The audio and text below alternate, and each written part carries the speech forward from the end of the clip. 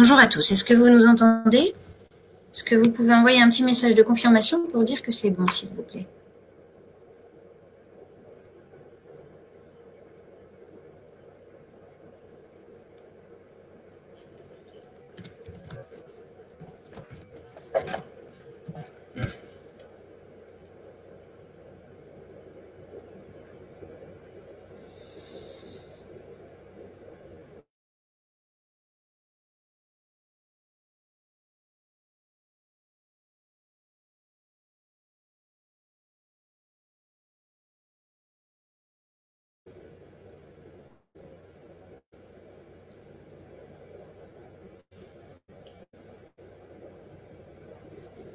Allô, allô?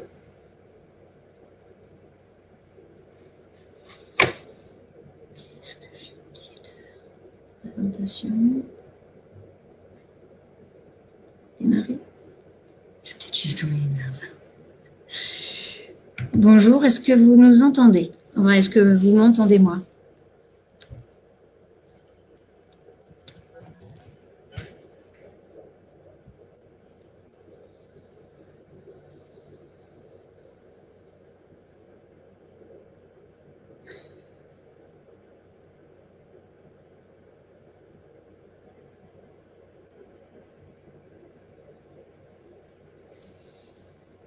Bonjour.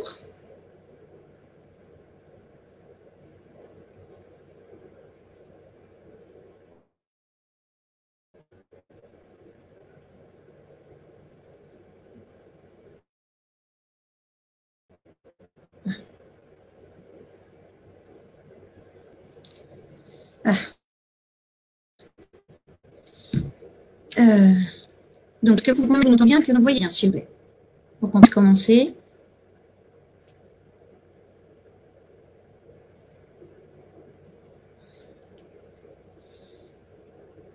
Le webinaire de Dirigami version 3. Ah, super. Merci de votre confirmation. Donc, je vous propose de vous présenter ce webinaire, donc le Dirigami version 3. Donc, c'est la solution des usagers que vous présente conjointement la solution d'IRIPS, la société d'IRIPS et la société GP Conseil. Donc, je suis en compagnie de Rachid Naitali que je vais vous présenter dans la foulée. Alors, l'idée de ce webinaire, c'est dans un premier temps, donc, vous présenter qui nous sommes, puis de vous présenter quelles sont les attentes qu'on a pu identifier sur un dossier d'un usager, ce qui était nécessaire, quelle est la solution aujourd'hui qu'on vous présente, ce qu'elle contient, quelles sont ses fonctionnalités, quelles sont les fonctionnalités qu'on va vous présenter aujourd'hui, que Rachid va plus particulièrement vous présenter, et quelles sont les prochaines fonctionnalités qu'on va développer par la suite. Donc, je suis en compagnie de Rachid Naitali, donc, qui est un ancien directeur d'établissement et responsable aussi de centre de formation, donc, qui a une expertise dans le domaine du sanitaire et du médico-social, tout comme l'entreprise GP Conseil, donc, qui accompagne des associations de ce secteur. Donc, Rachid est notamment intervenant et propose des solutions informatiques pour la gestion, la démarche qualité et la conformité RGPD. Et moi, je suis donc Esmeralda Pesard, donc je suis également responsable à la société d'IRIPS. Je participe donc au co-développement de la solution d'Irigami et j'ai une formation initiale d'éducatrice spécialisée et de responsable d'équipe. Donc j'ai également une expertise métier, tout comme Rachid ici présent. Les besoins que nous avons identifiés dans un logiciel de dossier d'usager donc sont les suivants. Avoir un logiciel qui soit sécurisé, conforme à la réglementation, donc notamment le RGPD, qui soit bien évidemment respectueux des droits des usagers,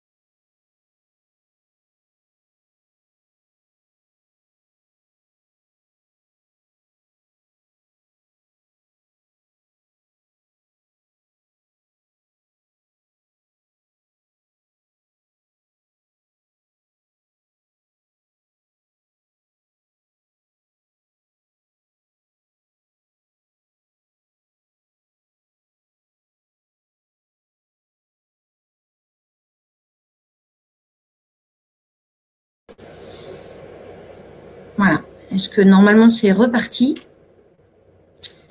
Merci de votre confirmation. Donc du coup, désolé pour ces soucis informatiques.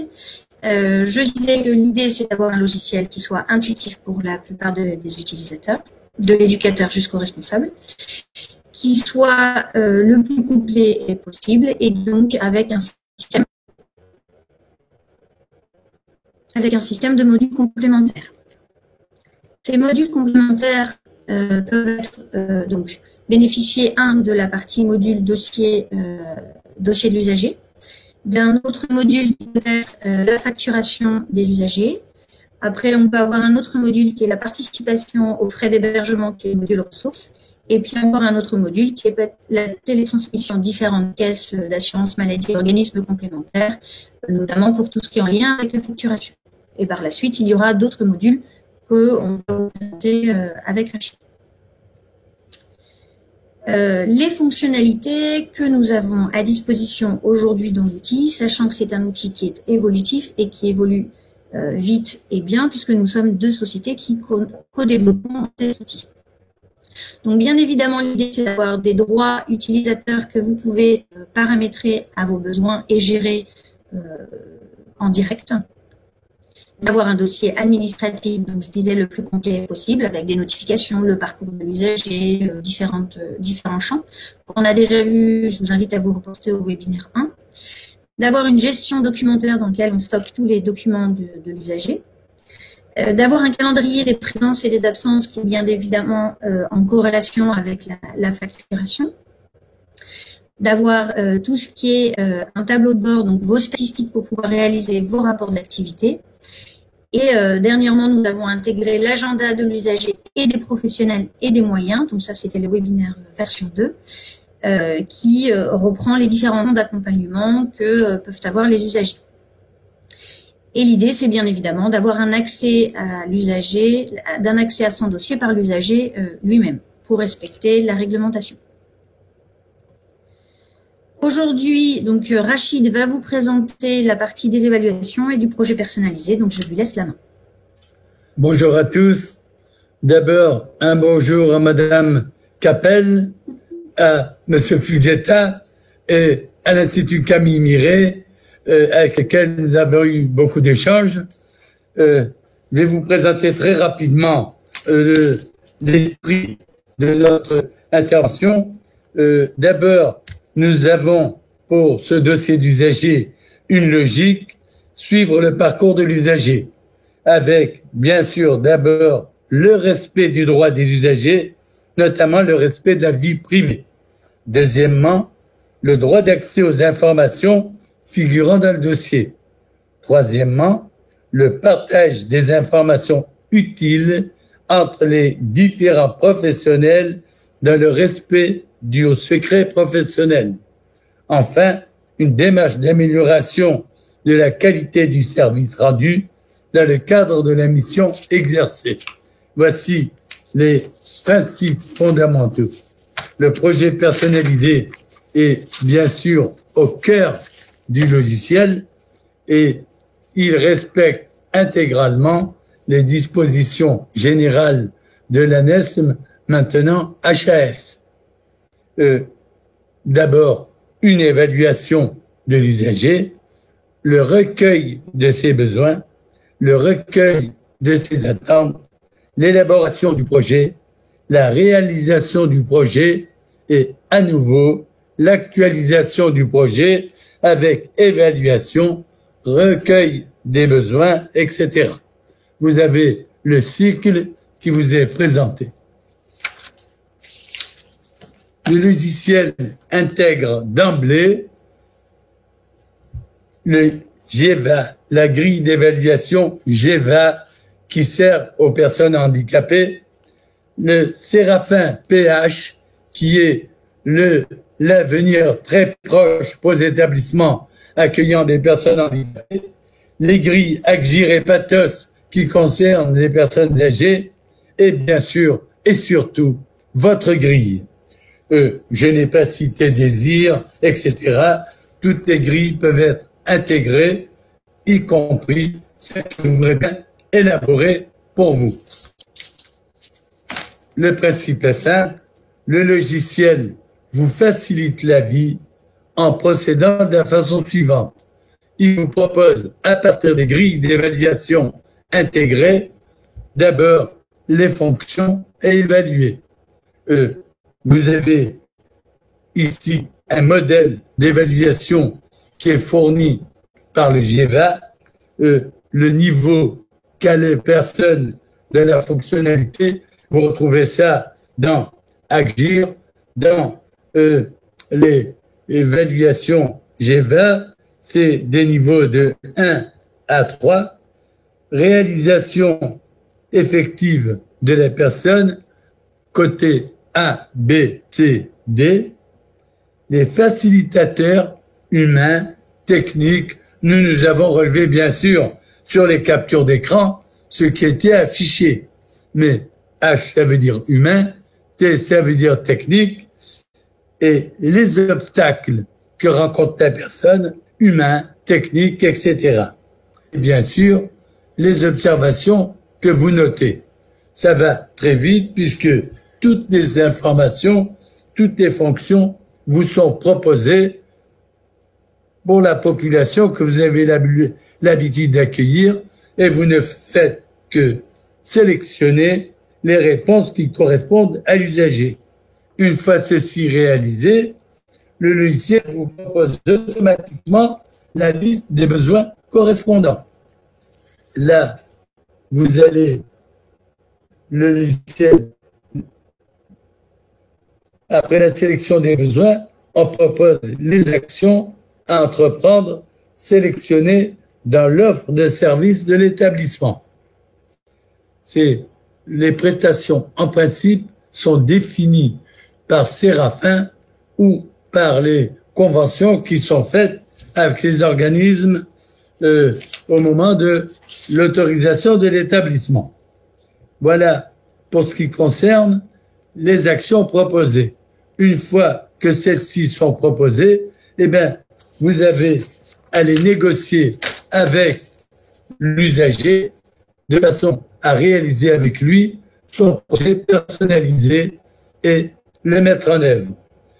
Et une fois que les actions sont mises en œuvre, vous passez à la réalisation, les actions proprement dites, mais aussi le relevé des observations que vous faites et qui sont significatives. Ces observations peuvent être portées dans le cahier de liaison si c'est nécessaire et elles vous serviront au moment du bilan de l'usager qui permettra de faire le point et de préparer l'actualisation du projet personnalisé. Le travail d'écriture est réduit au strict minimum et les propositions sont faites automatiquement par le logiciel. Il y a juste à les sélectionner et à les mettre en œuvre. Voilà. Merci Rachid. Vous pouvez voir quelques captures d'écran de l'outil. Donc là, c'est notamment le bilan des actions réalisées avec les actions, les différents objectifs et le texte, la description qui va avec. Voilà. Donc Rachid a parlé tout à l'heure avec le suivi des observations du cahier de liaison. Donc c'est notamment une des prochaines fonctionnalités que vous aurez à disposition dans cet outil. Donc, c'est le cahier de liaison de l'équipe et le cahier de liaison de l'usager, sachant que vous pouvez rédiger des notes pour l'équipe et pour l'usager. Vous pourrez aussi avoir une messagerie interne sécurisée dans l'outil. Donc, les développements sont quasiment terminés. Ce sera dans le prochain webinaire qu'on vous présentera. On est en train de finaliser aussi une partie sur la synchronisation de l'agenda avec le smartphone. Donc, le principe, c'est que le professionnel pourra consulter ses temps d'accompagnement, donc son agenda, depuis son téléphone sans avoir à allumer son ordinateur. L'idée, c'est toujours de pouvoir avoir les informations et d'être au plus près du public. Les autres chantiers qui seront prêts d'ici la rentrée aussi, ce seront le suivi des réunions synthèse et le suivi des entretiens individuels. Et puis, il y aura sûrement d'autres choses, mais on ne va pas tout vous dévoiler maintenant. Et dans les très très gros chantiers à venir, donc on aura des modules complémentaires qui seront portés notamment sur le dossier de soins et sur le planning des salariés en corrélation avec l'agenda des usagers et des salariés. Pour finaliser, Dirigami, pour nous, c'est une solution qui est modulable, conforme avec la loi, qu'on essaye de rendre la plus ergonomique possible, la plus personnalisable possible pour que vous puissiez faire en fonction de votre environnement, de vos besoins, qui soit donc adapté à vous, à vos besoins et à l'évolution de vos besoins, et qui soit bien évidemment évolutive au fur et à mesure des mois et des années. Nous vous remercions d'avoir suivi ce webinaire et nous nous excusons pour les quelques difficultés techniques que nous avons pu rencontrer tout au long de ce webinaire. Si vous avez des questions, nous sommes à votre écoute. Et pour toute demande complémentaire, n'hésitez pas à contacter notre commercial CityIn dont les coordonnées s'affichent à l'écran. Pour information, ce webinaire sera à disposition sur nos sites internet et vous pourrez le reconsulter si vous le souhaitez. Est-ce que vous avez quelques questions ou est-ce que tout était clair pour vous?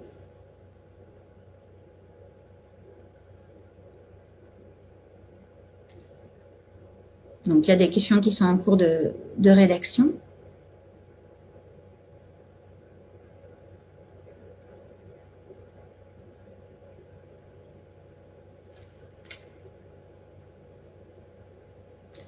Merci.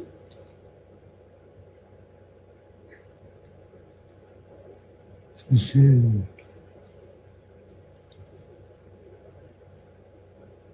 Grégory.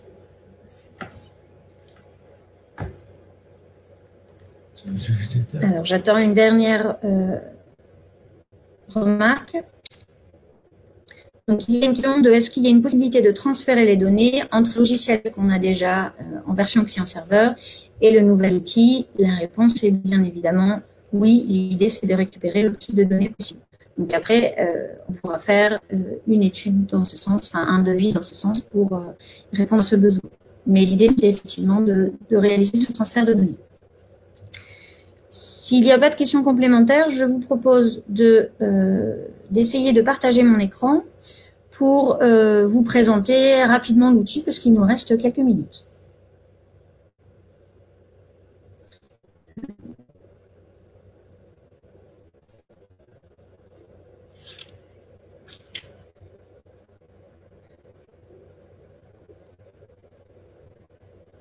Donc c'est en cours.